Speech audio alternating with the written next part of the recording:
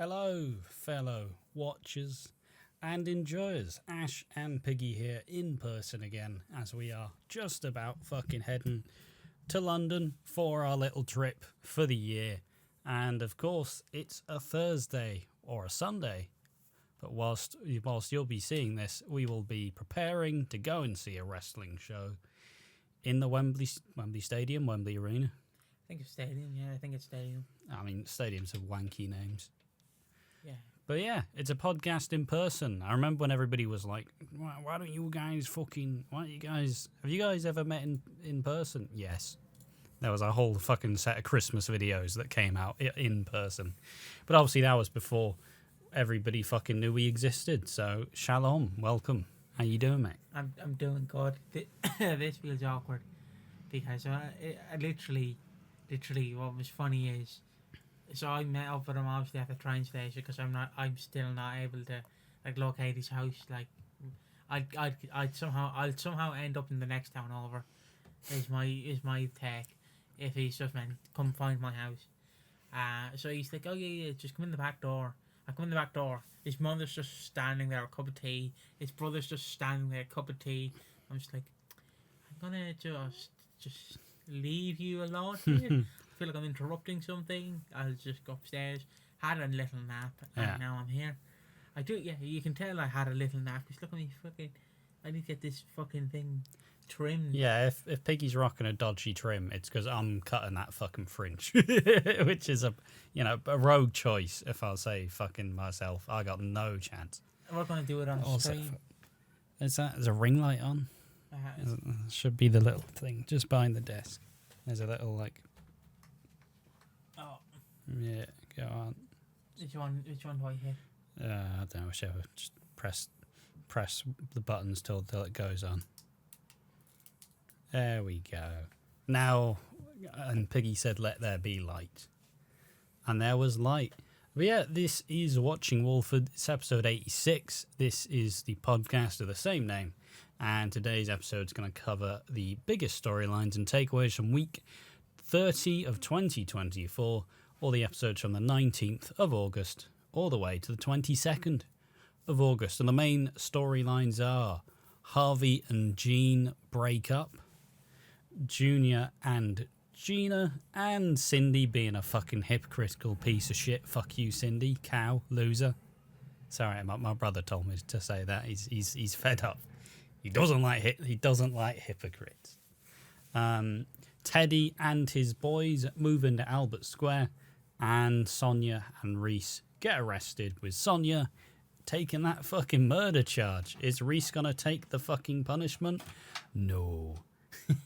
No fucking chance. But yeah, and as always, this podcast, it goes in fucking segments. The first half an hour is shooting the shit, and then the half an hour point onwards is when we talk about the show. So now enter the shooting the shit section. How you doing, mate? Dropped the box, by the way.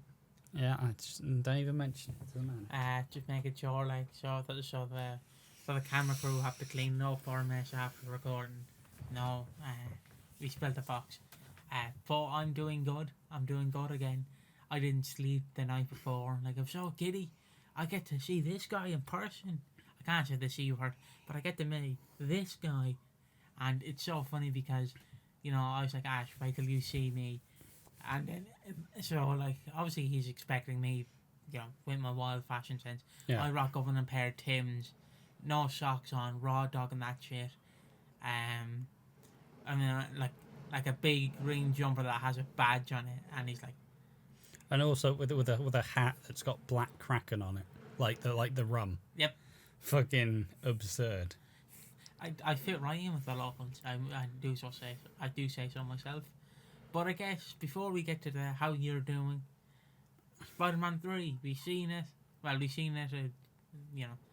We seen it last night. What did you think? Has it aged well? Has it not?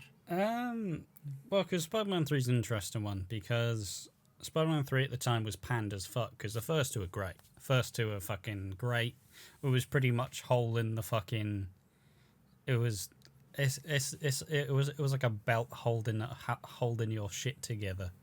It's preventing the arse from showing. And then fucking Spider-Man 3 came out and just started fucking gaping that shit. Like, that's how much Spider-Man was doing for, like, the superhero genre in the fucking early 2000s. Because you had Hulk in, like, 03, 04 as Edward Norton.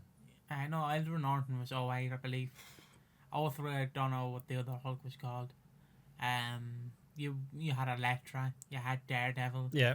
Yeah, Johnny around this time. Fantastic Four. Yeah, you'd have Johnny Cage, Johnny Cage. Nicolas Cage is as Ghost Rider, but you did get a sequel in 2011. Somehow. Yeah, but they just wanted to help Nick Cage pay off the debt, really. But yeah, it's got a novel concept. I'm going to buy up some castles, and then I'm going to do up the castles because everybody wants a refurbished fucking castle. You melt. I forget how jam-packed they make 3, because I always knew 3 was a bit of a weird one, because Sam Raimi was like, yeah, I just want a ground level film. How about Venom? A ground level. How about Venom though? And it's like, I want ground level. I don't know Venom, because he obviously ground level. Yeah, ground level, like just not like Venom and like 3 villains all at once. Does that make sense? Yeah. Ground level in the sense of just... Oh, he just wants the basics, really. Yeah, like Sandman, for instance. Yeah. They just went, yeah, can you do Venom? And he went, you do know I haven't really read the comics Venom's in for his time. Yeah. And I forget they just ram Venom in at the end of the film. Yes. Like, the problem I have is the pacing issue with 3, because 3 introduces the Sandman. So you think, oh, he's going to be the main villain. No. Then it's revealed he kills Ben Parker, which I feel like is just, oh Jesus. And then it's like, I'm amazed that he got 3 different paychecks. Like, he died in the first one. He died about 20 minutes in. He's getting the full fucking paycheck each movie. So did Willem Dafoe, to be fair. And then it's like, oh yeah, and then it's like a symbiote has landed, and then the symbiote is gonna fucking. It latches on to Peter. He becomes an emo. Yes. And then Eddie Brock basically just it's like, I want Peter Parker dead. He becomes Venom. And then in the last 10 minutes, it's like, Harry, I need you. Help me save the city. And then it's just like, what's happening here? I obviously the most famous bits is the fucking dancing, which I didn't realise went on for like 10 minutes. Where he does his like fucking, he does his little fucking, does a little pump the air. He's finger gunning everyone, and then he gets into a fucking jazz bar and starts playing the piano, and he fucking starts dancing on the fucking bar top, seducing. The one weird bit is Peter's a bit of a dick at the start, and then you learn that he's not even been like. He hasn't been venomed yet.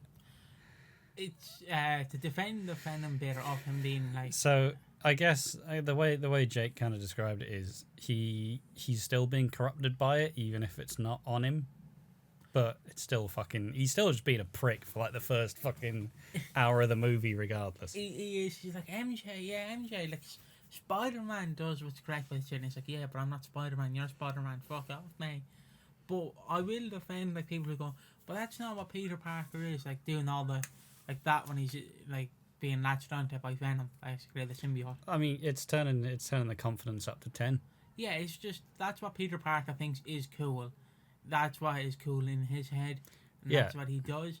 But yeah, the problem with 3 is just the pacing of all the villains, because they don't give you time to establish. Like, the only villain they really establish is Sandman, and if you want to count it, the New Goblin. Which, by the way, the New Goblin is not even an actual villain from the Marvel comics. No. He was created for the movie. Yeah. And I do wonder what Sam Raimi's like original Spider-Man 3 would have been like. But this is a perfect way for Peter Parker to be sent out. Yeah. Rather than like being like, Toby, I know you're 50, but fucking Spider-Man 7 Put that spandex on. Put that fucking spandex on, boy. You know that old meme of the fucking Spider-Man just slapping the ass. Get that fucking Spider-Man on. But Truther is generally a good film. It surprised me. I forgot about a lot of it. I forgot that Harry comes back in the end and helps him out. I forgot about half of it really, because I'd always watch it in a 3, and I'd always get to the 3rd, and I'm like, fuck this, fuck this. But no, it was genuinely alright. I just, as each film gets longer, the less time I want to spend in the cinema. The one thing I do want to say is I forget how memed the 3rd one is, because I didn't realize half the memes come from the 3rd one, like the how'd that get in there? Look at him, Goblin Jr. gonna cry. And then obviously you have him screaming. Oh, it's great crack. Yeah, like it's a lot of the meme worthy moments really sell it, and also just probably the best part of all of the 3 is fucking J.K. Simmons as Jonah Jameson, where it's a guaranteed laugh every single fucking time. Without fail, he will make the fucking audience laugh. It's great. I love the one where he's doing the heart pills, and obviously if Betty Brant keeps pressing the fucking button like Jameson, your heart, Jameson. But I'm gonna be honest. I forget how underrated Topher Grace is as Eddie Brock in this film. He is so shit, but I love him. Yeah, I mean that's the only way anybody would love him, really. Like, it's like, you stole my girlfriend. We had coffee once. You stole my girlfriend. It's like me fucking saying I held hands with someone, so having kids. That's not fucking how it works, is it? Delusional bastard. But I know he'll never be brought back as Venom. I can safely say I don't think he'll be brought back as Venom. I'd love him to be, like, have him face Tom Hardy's Venom. Obviously, Tom Hardy kills him within a minute because that's how it would work. Yeah. But yeah, that's my review of Spider-Man 3 and Ash's review, I'd assume. Yeah, it was decent enough. It was surprisingly fine. I was expecting it to be a lot worse. But as said before, since obviously now we're fucking couple days we're off to fucking London, each time I sit through a Spider-Man movie and then it goes a bit long, I'm just like, fucking hell. How am I going to sit through a 4-hour wrestling show? Don't you worry. Chris Jericho's going to come out and sing Judas in front of... But I've simply realised that at some point I'll just fuck off. Alright, I'm having a walk. Yeah, because the problem with AEW is their show's going a bit too long. So expect this show to start, you get in at 3.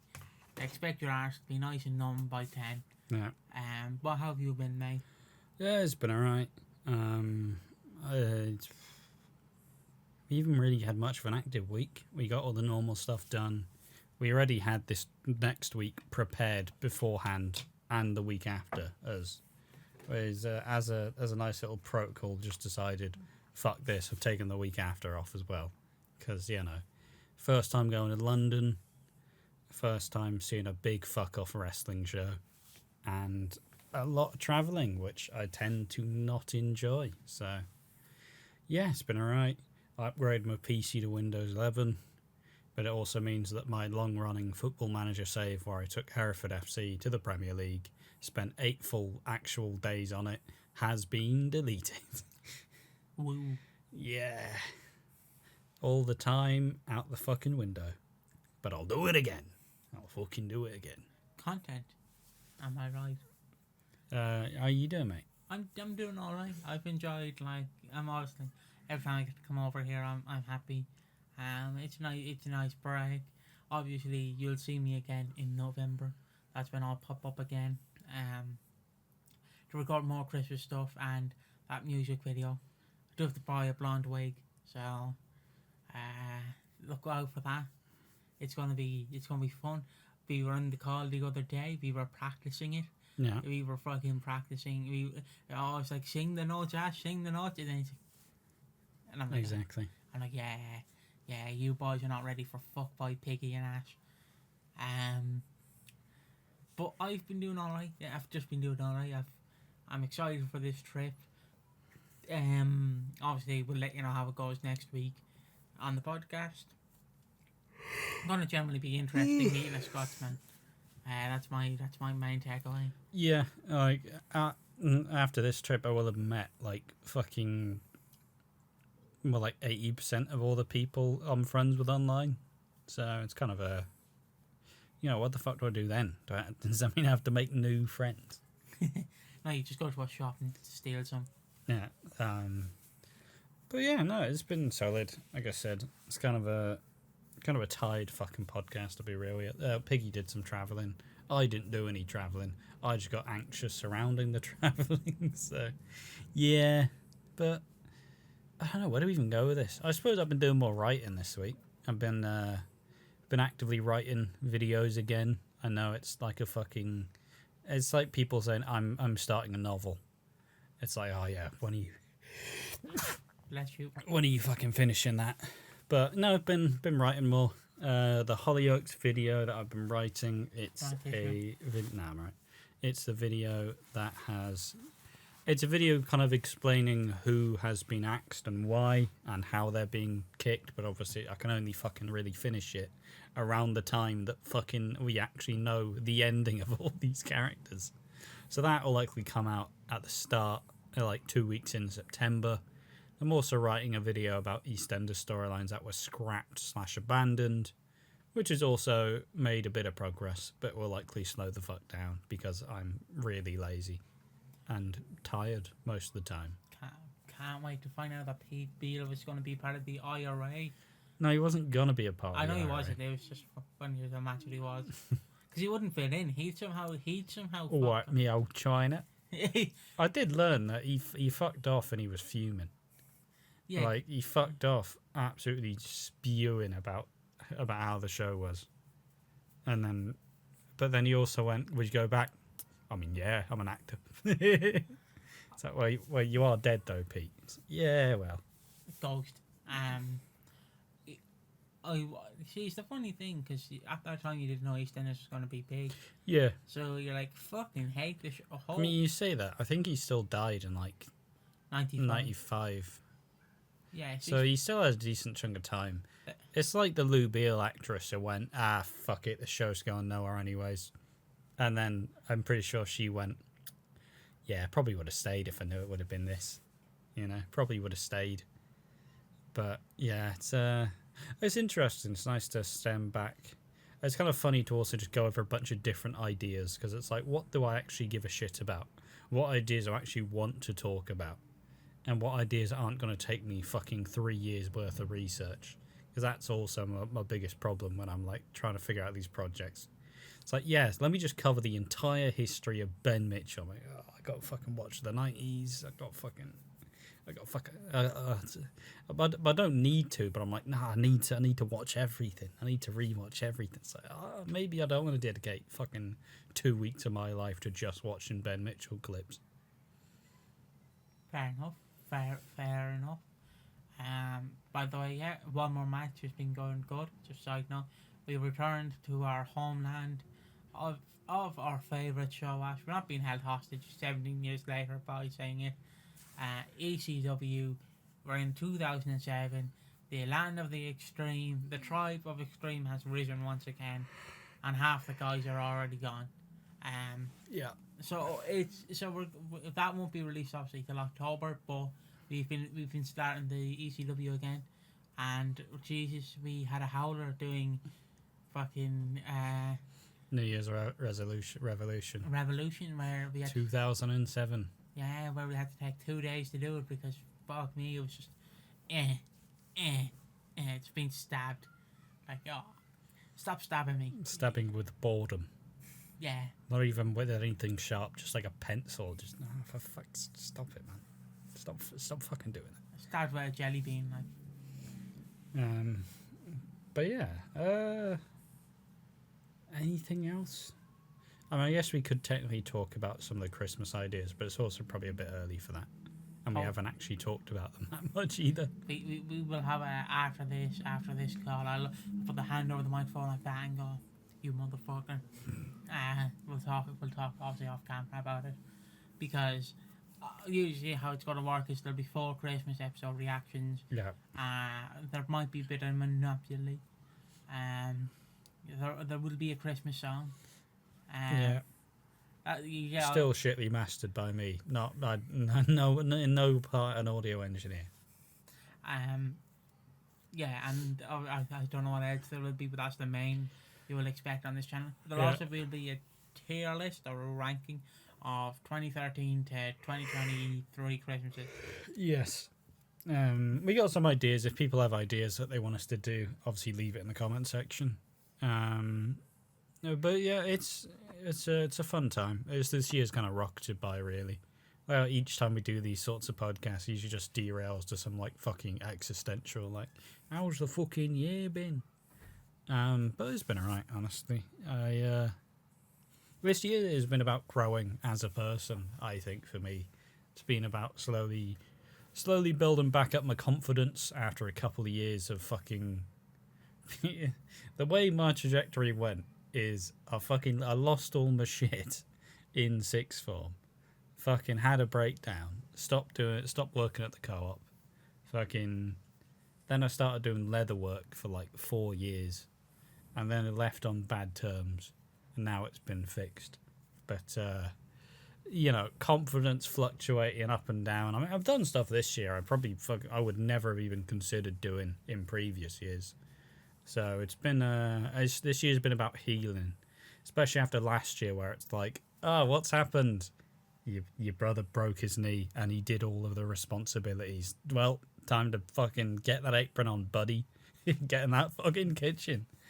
And then it's like, oh, hey, you know how you haven't lost anyone since your dad in 2012? Well, here comes the nan. She's fucking dead. Great. Oh, and your childhood dog, 14 years old, he's gone too. It's great. Cheers, life. Fucking kicking me in the balls. But this year's been about healing, I guess, in a very wanky way. Back to enjoying myself a lot more. There have been times this year I've been happy. And none of it's been doing this fucking channel. I quit. No, there's been a lot of highs, not been as many lows. I don't know. What do you reckon? 3/4 of the way through the year, how's it been? It's been fucking decent. Obviously, some good news came out for me was Abandoned Pools, one of my favourite bands. I guess they're like an alternative rock band, I want to say. Yeah. Kind of grunge, but it's like softcore grunge, if that makes sense. If that's even a term to use. Supporting their 6th album, I'm pledging a few bucks to help them make the 6th album, because they're not really a well-known band. Yeah, like if things are small, if it's like we're creators, right? It's like I'll always leave like a big comment on the fucking other soap YouTubers, just giving them some encouragement. Not that my word means shit, because it fucking doesn't. But at least if they have 500 fans, I am one of them. If they have no fans, then I'm dead. But yeah, because if you know them, they basically did the soundtrack for Clone High, both the original and the rebooted 2 seasons. Sadly, Gandhi's not being unfrozen now. Sadly, he's gone. He's staying in the freezer. Is out Gandhi. But yeah, and also Blink-182 announced that they're releasing a part 2 to their One More Time, and someone said you should have titled it One More Time with Feeling. It's one of the songs. And it's basically going to include 8 new songs. It's a deluxe album, basically. It's just including more songs. And one of them you can already listen to, because it's only live recordings. It's called Can't Go Back. Someone did an AI cover where they made it studio mixed, and it's actually pretty good. That's the one song I'm looking forward to on the actual when the deluxe album comes out, because I'll listen to it anyways. And also people have been speculating that next year, What's the Story Morning Glory album, oh yeah, people have been speculating about an Oasis comeback.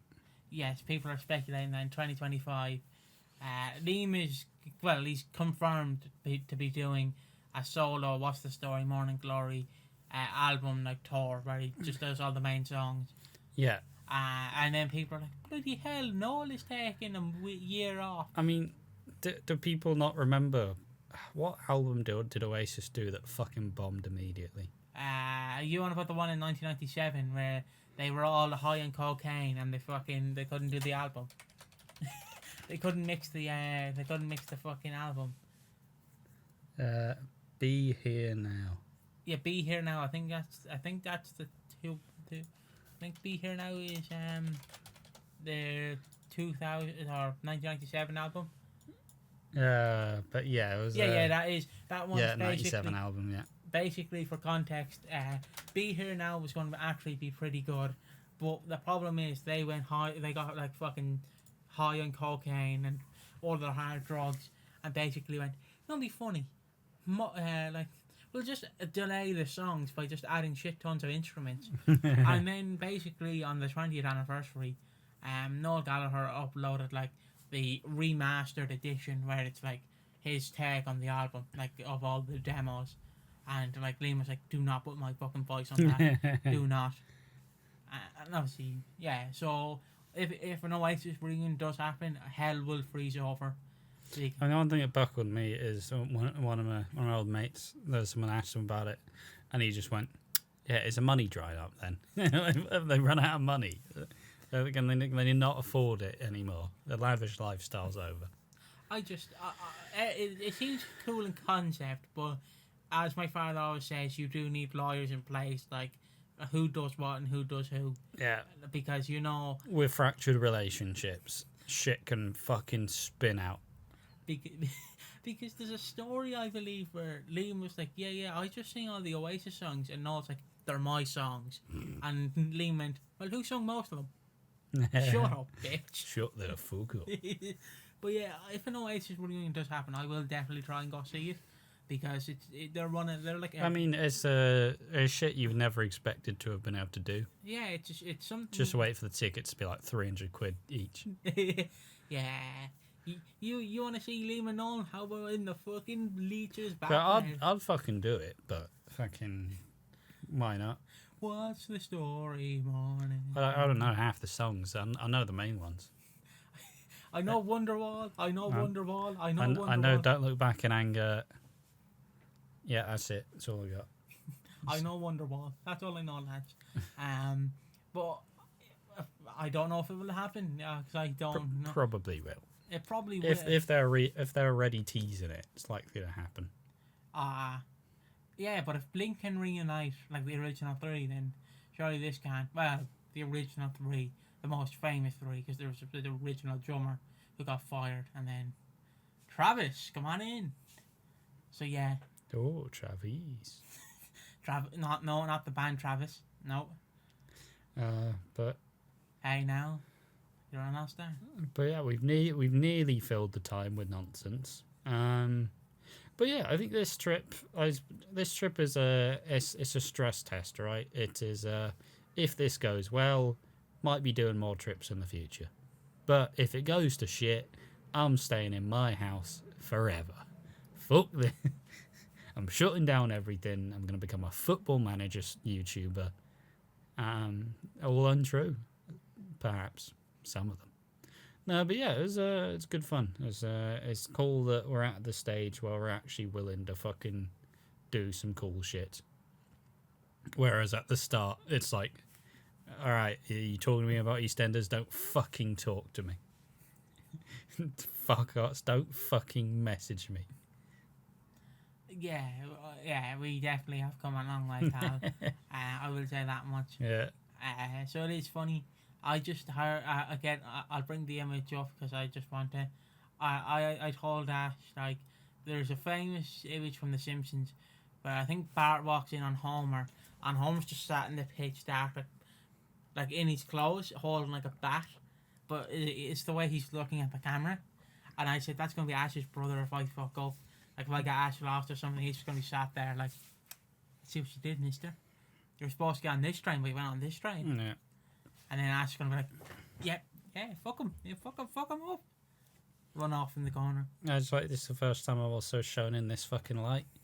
I got some mad body image issues, but but the arms are looking good. The arms are looking. I look like a brick shit house set like this. I'm taller. I'm lighter. Yeah. That was my contract. I get the hired chair, so you know. Don't make me look small. Don't make me look like you. But yeah, alright, let's fucking go through the EastEnders. However long it takes. Might be 5 minutes, might be half an hour. We never fucking know. And for once, Piggy can see the notes, but he won't read them because that's my fucking job. Bloody who? All right, Tiny, I suppose I'll recap the topics. Harvey and Jean split up. Junior, fucking Cindy wants Junior to be monogamous with her, but also she's still fucking Ian, which is, you know. Respect the game. Respect the hustle. Teddy and his boys move into Albert Square, and Sonia gets arrested for Debbie's murder. There's a little small one. Elaine helps Linda with Annie and wants to help Linda get through rehab. I'm uncertain if she helped pay for the rehab or the dentist appointment. But there we are. Annie gets her teeth sorted. Do you reckon after the dentist Elaine went, you know what you like? An ice cream sundae, there you fucking go. On the house. On the house. Ice cream sundae.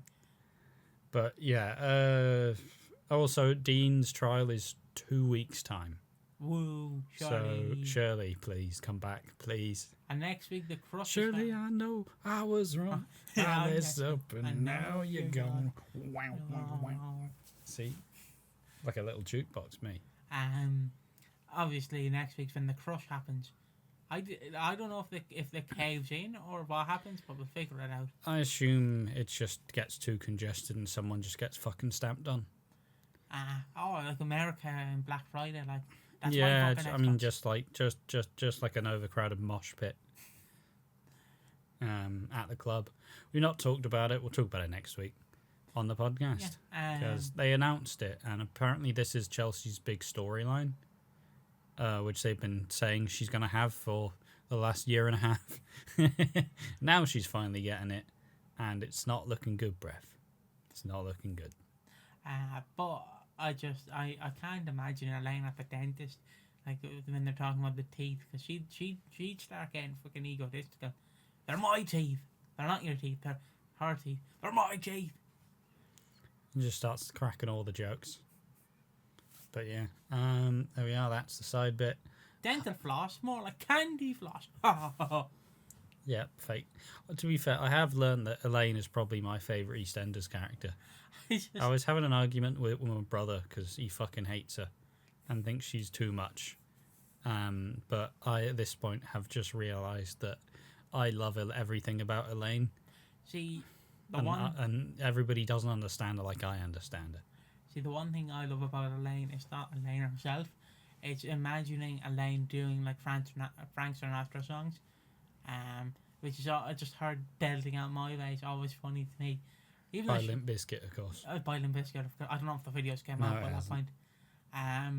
But I like Elaine as well. She's a very up there character. I still 100% believe as long as Harriet Thorpe wants to stay, she will by the end be like an iconic EastEnders character, like Peggy, like Pat. I think she'll be up there in the end. And I was here in the trenches at the start. And fuck you if you don't like her. She's great. I love her. She is my favourite EastEnders character. Right next to Martin, who I still love and unapologetically love. But I mean, doing this show, I don't really think of things in favourites anymore because, you know, we have to talk about everything. So I can't just spend 10 minutes each podcast talking about how Elaine is funny. Yeah.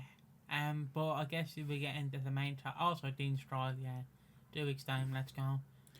So hopefully Shirley returns. Yeah, we'll do a Shirley Please Come Home. Maybe we'll even record the reactions to that trial in case. Or just depends if they actually release it early or not. Just imagine us doing Shirley Please Come Home. But yeah, Harvey's been sleeping at the wheel. Harvey's been sleeping in the cab as he's been taking all sorts of shifts trying to pay his way for Maya.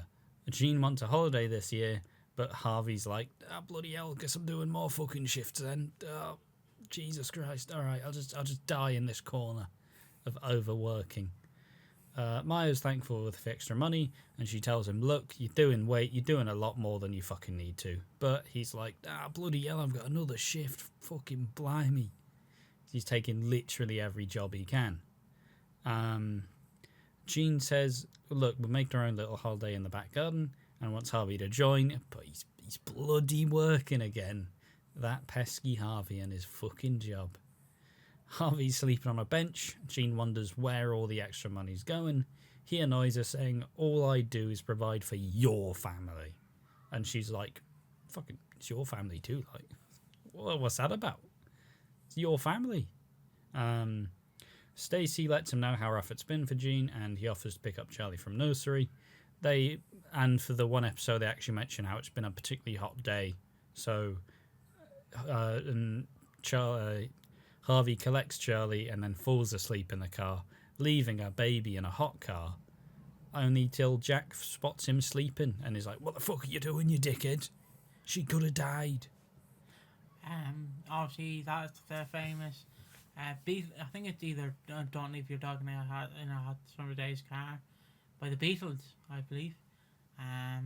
It's a meme song. People say it's by the Beatles, but it's obviously not, because all the Beatles are dead. Well, 2 or 4. Ringo's still about. Yeah, I know Ringo's still alive. He can't die. No. He can't die. Thomas will be upset.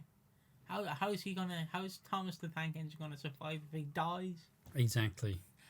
But I do love the one time it's like, bloody hell, it's getting warm in here, time to take off your clothes. It's like, it's fucking warm, isn't it? And yeah, Harvey, I love Harvey. Like, I just love him. He's a bumbling idiot who does fuck all, and he just gets by in life by doing the most stupidest things possible. Like, does that make sense? Yeah. I was waiting for it to go, bloody hell, he's just you then. Yeah, the self-insert. Yeah. But yeah, I did love this, and then like basically, Lily being like, "Fuck you, Harvey." She could have died. I was waiting for her to bust out a Haley Slater like, "She could have died." Start pissing out. But yeah, Stacey gets fucking furious. Harvey gets a cold shoulder from the family as they all recognise she could have fucking died, mate. Jean decides it's time for Harvey to fucking, like, alright, why do you need the money? Oh, you're giving it to Dana? Well, I fucking checked, and Dana's not getting the money, is she? And he finally lets it slip that he's giving money to Maya. Jean's fed up and says it's time for it to fucking stop. And Harvey calls Maya around as he hears the progress of Maya's husband. He's making a lot of progress, and he's actually going to her being like, yo, let's have a walk. You know, let's actually go outside. And he explains how much all the extra shifts have been wrecking him. Maya helps him see sense and says, look, fucking stop. You don't fucking need to do it. We appreciate the money. We appreciate the kindness. We're in a much better place now. But fucking stop. It's time to move on. But Harvey can't really. He wasn't even going to tell her that he needed to stop. He was willing to just be like, oh, you're doing well. Fuck it. Who cares about Jean? Also, it was so funny because when I watched the episodes on Wednesday, when I seen that Harvey and Jean were breaking up, I just text Dad, like, Harvey and Jean broke up, crying emoji, and then he just responded, it's not Romeo and Juliet, no, it is to be. But yeah, Jean then is told about Harvey stopping things with Maya. Jean wonders if there's a Jean and Harvey anymore, so it's time to kip on the couch and fuck off.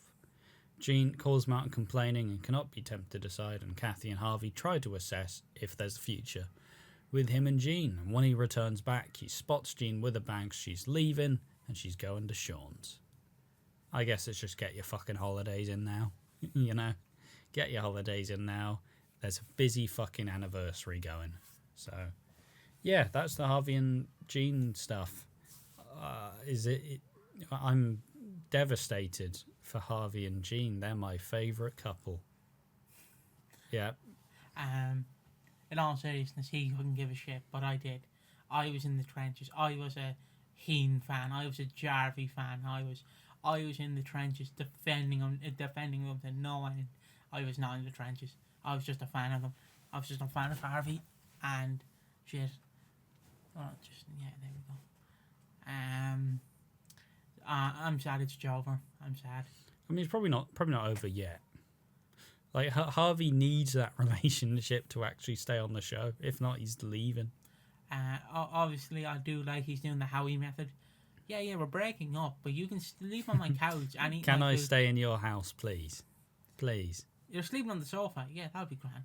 But surely if she goes away, he can just sleep in her bed. Like, 'cause obviously she's not going to be there. But yeah, let's move on to the next topic, that being Junior and Cindy. Junior went to the shops and bought some shopping and a surprise pan au chocolat. Or chocolate pain. Pan au chocolat. Pan au chocolat. Mate, I was at fucking... one of the first parties I went to in sixth form, we went to this really rich girl's house. And the dad was the most rich person I've ever been in contact with. And we were all having breakfast and he's wearing his really tight shirt all tucked in, fucking nipples poking everyone out. And he put on a fucking spread at breakfast time. So, there's some cereal over here, there's some, in the oven I have some pan au chocolat.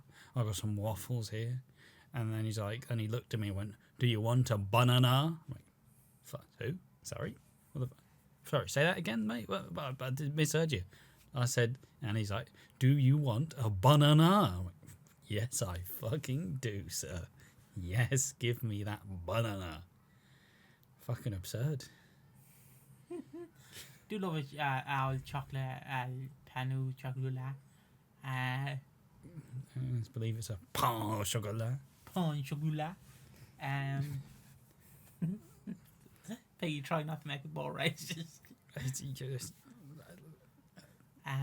But yeah, I will obviously get into it, but yeah. What are your thoughts on a pan chocolat? Great stuff. Love it. Fantastic. Tesco do between that and a croissant. Fucking fantastic stuff. Cindy sends him another message and wants a rendezvous. See, it's all about French today. I'm fucking boshing it out. But she wonders if...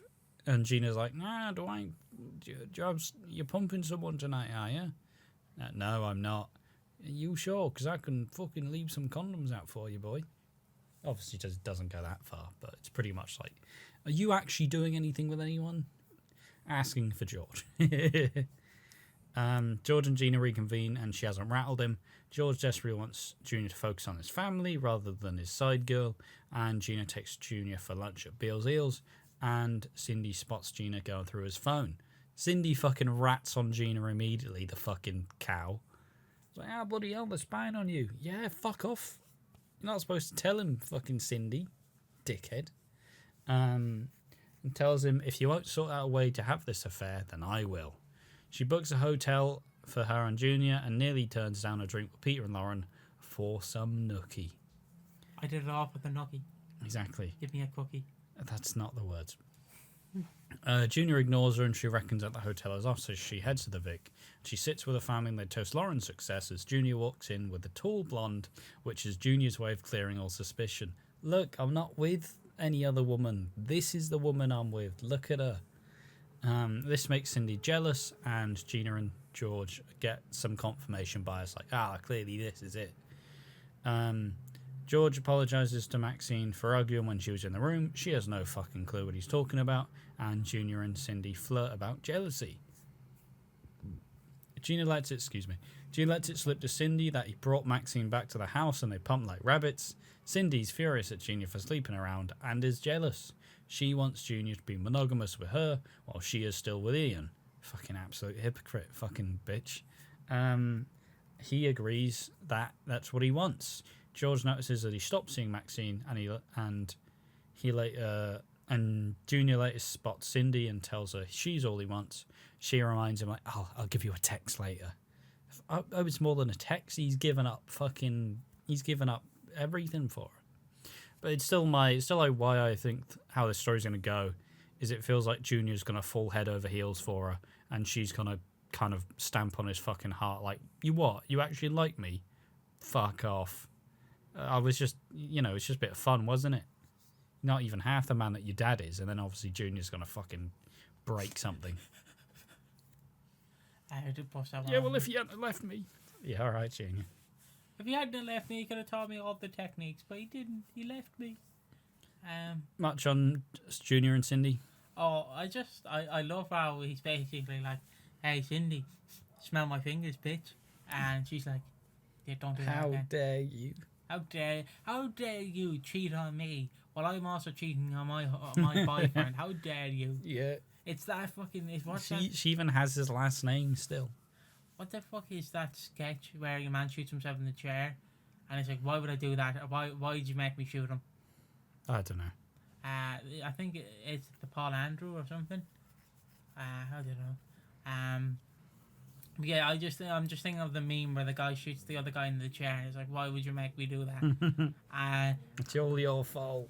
And it's just, that's how I describe it, because I'm like, Cindy, you are like, you're making no sense. You want to be in a relationship with Junior, but you haven't told Dean. You're more up for the fun than you are for the thrill.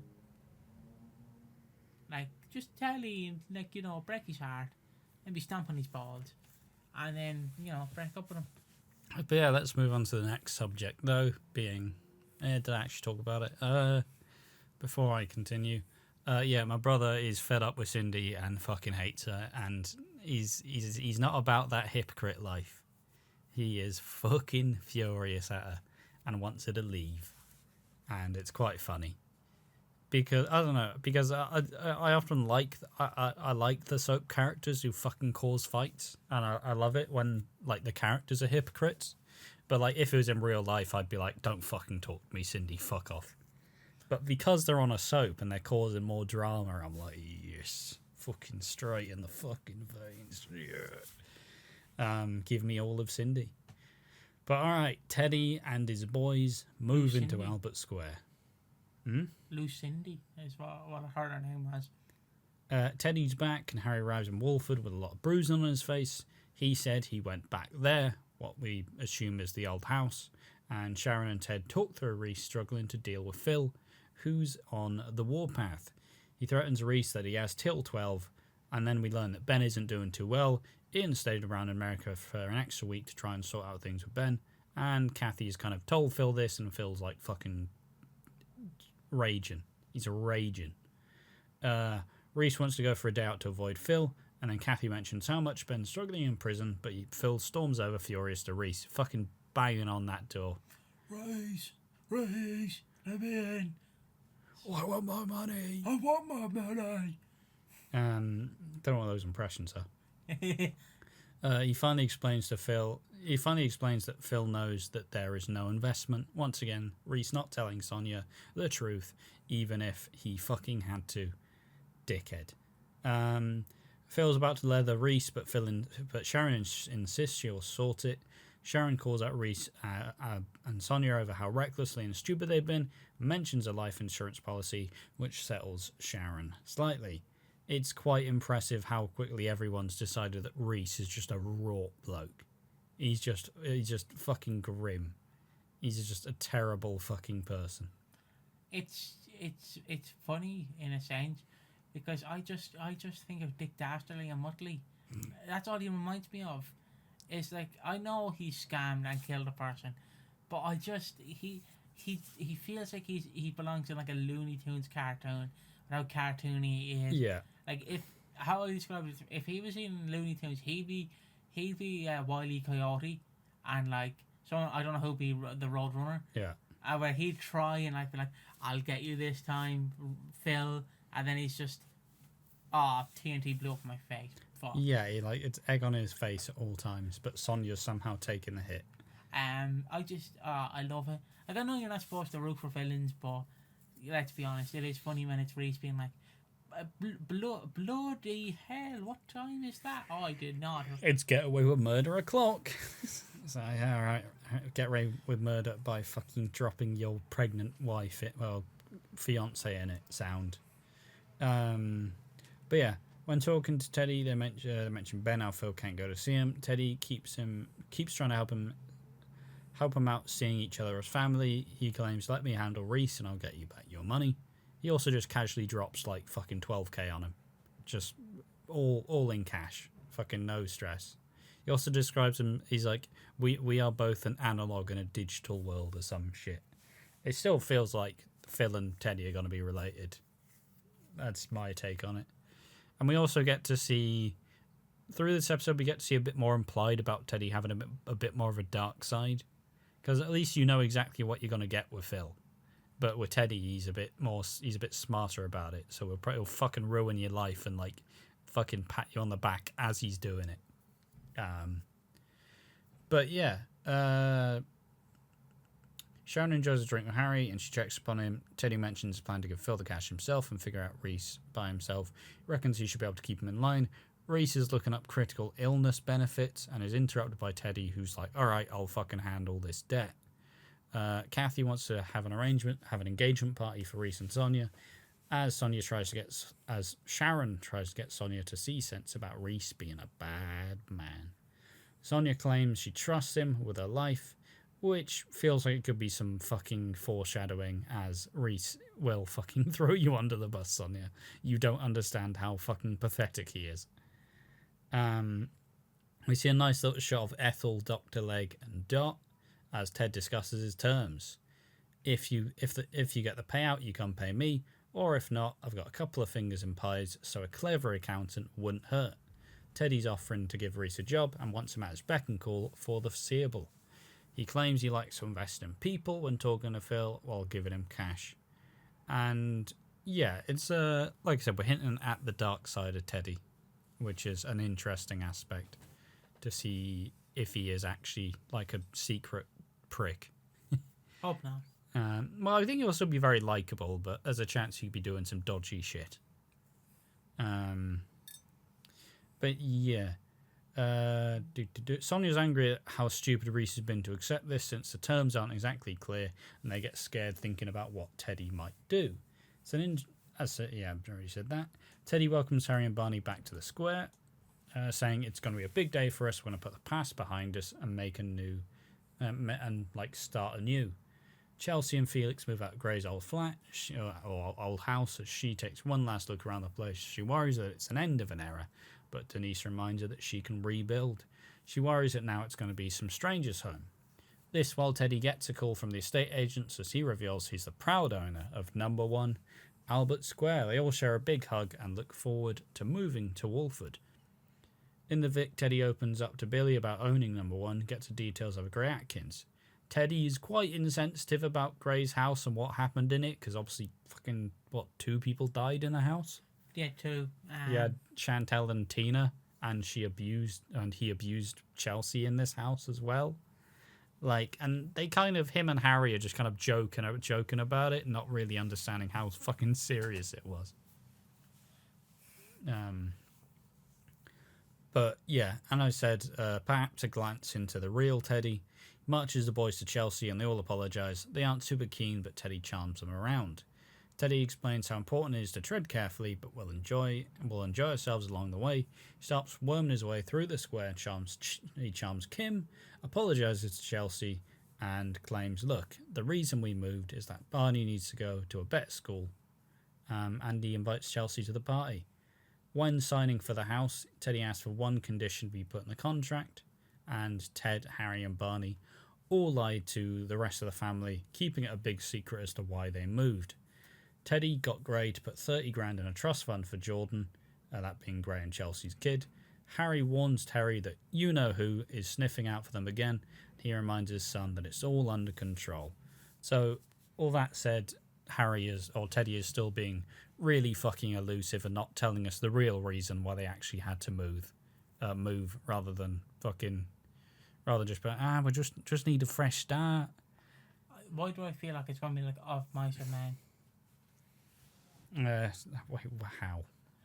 But how not Teddy, Harry has just slept with someone's wife, and then at the end, he has to be Teddy has to go shoot him in the canal way. Is this the one book reference you can fucking do? I can do it To Kill a Mockingbird as well. Yeah, sound. It's like me. It's Lord of the Flies, banging. Not To Kill a Mockingbird. Of Mice and Men is a great book. I do recommend it. I like the film, but not in the same sense as the book. Yeah. But yeah, it's interesting to see. Obviously, we'll slowly learn what the reason is for Teddy. Some people have been suggesting perhaps the parent is Chrissy Watts, which, yeah, I don't know about that, but it would be interesting, I guess. But it's just people theorising, because obviously it's a very open-ended question right now, and EastEnders generally likes to tease this shit. Yeah, I agree. All right. And now, with all that said, let's get on to the final topic, that being Sonia and Reiss get arrested.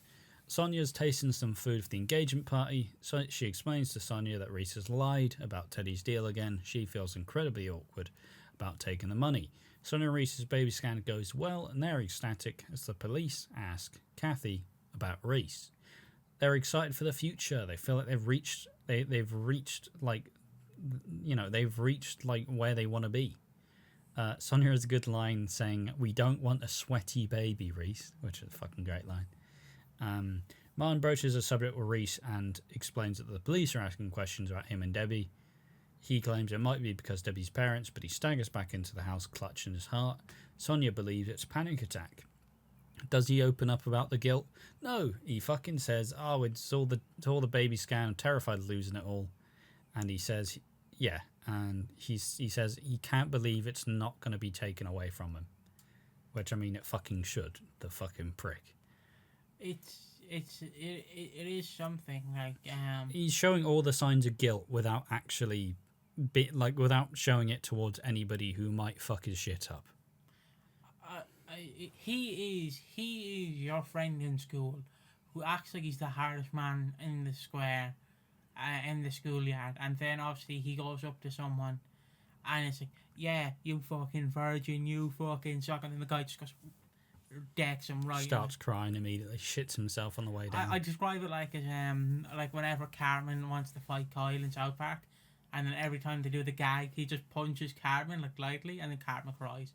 That's how I describe Reiss. He's like, "What are you gonna do, bitch? What are you gonna do?" He really is living on his throne of fucking glass shards. Everybody sees through him except for Sonia. It's just love. That's what love will do. Sonia and Reiss walking to the party. They talk baby names and they figure Caleb is nice. And this, while ever fallen in love by the Buzzcocks, is playing as D.I. Zhang shows up and wants to know what happened. He says, "We're taking you both." And on the spot, they arrest both Sonia and Reiss for the murder of Debbie. But yeah, like the fucking falling in love with someone, ever falling in love with someone. Fall in love with someone, shouldn't fall in love. I fucking thought song from Shrek and the Buzzcocks. Is it from Shrek? Well, it's not. It's in Shrek too. No, how is it in Shrek 2? It's the other. Counting Crows is the one that's in Shrek 2. It's in one of the Shrek movies. But I think it's when they're in the like potion. Yeah. But I thought I thought that he was saying like they were playing the Counting Crows, like accidentally falling in love, just like. Yeah, it's not accidentally in love, no. No, it's like I'm devastated. Imagine just accidentally in love playing. But yeah, it's some fun little foreshadowing, of course. But yeah, that is a duff. Sonia in the interview room is on the offensive. Reiss is much more insensitive. He pleads innocence and acts like she was close to death until they explain that Debbie was smothered with a pillow and they found both DNA of him and Sonia on said pillow. They heard that Sonia visited Debbie the night she died and she neglected to sign at the desk. D.I. Zhang implies that Sonia believed she was in the way and that they heard a witness say it would have been easier if she died, when she was talking to Martin. Martin goes to Phil for legal advice as he explains Sonia needs a good solicitor and emotionally blackmails him into helping. Sonia lashes out at D.I. Zhang as Reiss implies everything about everyone else, and Reiss starts to realise he has an alibi as he left his phone in Penny's the night he killed Debbie, and then they start to recognise that Sonia might have looked for an escape. The evidence is piling up against Sonia. She gets a flash to lawyer, and the lawyer gives Sonia the rundown and explains there's a chance that if Reiss killed Debbie, he will likely throw you under the bus. With the knowledge of the phone being found in Peggy's, they don't have enough evidence to charge Reiss, so he'll be released on bail. And he has the option, and he kind of like, nah, don't stop, is Sonia getting released? I have something to tell you. And then it's like, is he going to admit that he killed Debbie? No. No, he's fucking not. I got something to tell you. Are you sure, Reiss? Do you have something to tell me? No, I don't. He does the old, I've something to tell you, come closer. Ligma. Sound. Great one, mate.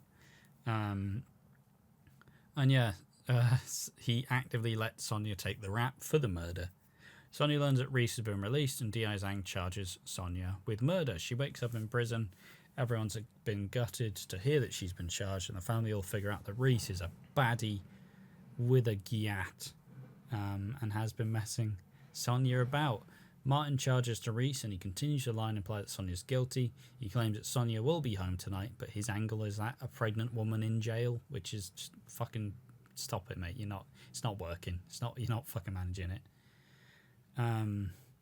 And yeah, Sonia cries in Jack's arms and he starts to wonder if Reiss killed Debbie. She relentlessly defends him and says he won't leave me in here. Jack pulls some strings to get Reiss to see Sonia. She asks him if he did anything to Debbie. He still lies and lets her believe, and Sonia resigns to having the baby in prison. Reiss says, I need to tell you something, but only manages to eke out, you are not having this baby in prison, as she gets taken away and transported to prison. That is what I would assume is Sonia's exit for now, as the storyline gets a fucking breather for however long she's filming that Channel 4 show. 2 days. It's a 4-part series, 4 months. But yeah, so 4 years. Reiss pleading innocence and acting like he didn't do anything, letting his fiancée take the fucking rap. How do you find this version of Reiss? Loving him. He, again, I always say he's like Dick Dastardly. He's just, damn you, Motley, ruining my plan. Like, Martin is Motley, ruining his plans. Like, he's definitely Motley. I love, not bad by Martin, but I love Martin's like, yo, Phil, remember when she saved Ben's life by Hunter? And I'm like, yeah, Hunter, yeah, he's mentioned. I was like, I got giddy. I was like, yeah, the gun pervert, he's mentioned. Yeah. I love her. I love gun pervert Hunter. Yes.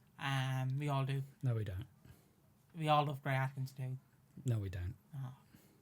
But I do love this era of Reiss where he's just a bit of a baddie, because it comes out of left field. Like it comes.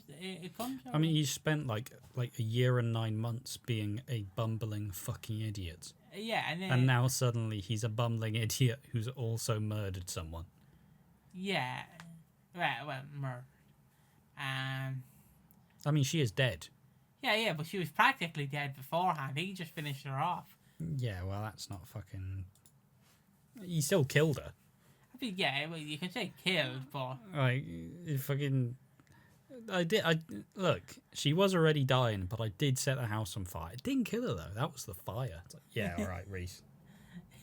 I'm defending him, #1 Reiss fan. But I don't mind this. Sonia hopefully now gets a break. Natalie Cassidy deserves. And this storyline needs a fucking break as well. Everybody's so sick of it. I need to bring it up again because I love whenever we get to talk about Sonia or Natalie Cassidy. It's just that clip on BBC where obviously I think it's Bill Bailey, just like, yeah, we're going to get a big EastEnders star. They're going to come talk to you. They're going to come talk to you. Is it Phil? Oh my God! Is it Phil? Is it Phil? Natalie Cassidy. It's just like, yeah, oh. Yeah. She is a legacy character. Yeah. No, it's just like you're expecting Phil, Sharon, Kat, Alfie. Yeah, Shane Ritchie. Oh no, Sonia Fowler. It'll be even worse if they went to Robbie Jackson. Yeah. But yeah, that is all that. I personally think it's about time. It's a necessary break that the storyline's going to need. I look forward to Reiss having a bit of fucking time off of our screens, and we'll see whenever the fuck Sonia returns. But yeah, no, it was interesting stuff. It was a good week of EastEnders, and it's always nice to kind of refocus on a different story, this week being the Teddy's family and the new Mitchells. So good stuff. I do like how Harry is relentlessly horny. And will try to get with literally anyone he can. Fucking hilarious. And yeah, that's the week for EastEnders. I enjoyed it. You enjoyed it. Let's do the shit awards. Underrated. That's a hard one. Barney. Done nothing, but did everything. Fine, if we're going on that wavelength, I'm going with Harry, because he's great. Love him, legend. Who needs slapping down? Well, we all know it's Reiss. Yes. Or Sonia for fucking believing him. You fucking... If everybody tells you that's a fucking hole, and you step in the hole and you're like, whoa, I didn't know it was a hole. Yeah, you fucking did. Everyone's been telling you that's a fucking hole. It's your fault now. You didn't fucking believe... You didn't believe literally everybody else. I guess it's the same mentality of, like, if you have a son who's a serial killer, you don't want to believe he's a serial killer. Yeah, you want to believe the best in him. Yeah. Did he kill 3 women and 2 men and 1 child? Yes, but he did make a great lasagna back in 95. But he was my boy. He was my boy. Some people call him a criminal. I think that's a bit harsh. I just think he's a naughty, naughty boy. But yeah, and finally, most wooden. I'm going The Keanu Taylor Award of Excellence. Yes, okay, the Keanu Taylor Award of Excellence. I'm going for what the fuck's she called? Honey and Honey and Billy talking about like their son's grades. He done A levels, yeah. He got great results. Now he's at a festival. Well, he might have sex. No, he wouldn't have sex. I do like my Keanu Taylor Award of Excellence goes to Harry again, as he is insanely wooden at a festival, ploughing all of the ass. Men and women. I hope so. Be inclusive this year. Because he needs all of the Johnnies at a festival, the mad bastard.